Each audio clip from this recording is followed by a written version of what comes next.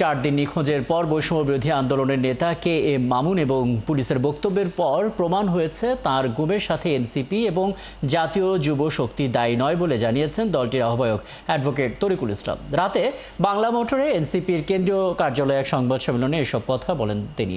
এ সময় জাতীয় যুব শক্তির পক্ষ থেকে অভিযোগ করা হয়, একটি অপশক্তি বেশ কিছুদিন ধরে গণমাধ্যম এবং সামাজিক যোগাযোগ মাধ্যমে এনসিপিকে জড়িয়ে মিথ্যা অপবাদ দিচ্ছে। তারাই এই গুমের সঙ্গে জড়িত বলেও মন্তব্য করেন তিনি। এদের এই ধরনের মানহানিকর বক্তব্যের জন্য যুবশক্তির পক্ষ থেকে আগামীকাল মামলা করা হবে বলেও জানান যুবশক্তির নেতারা।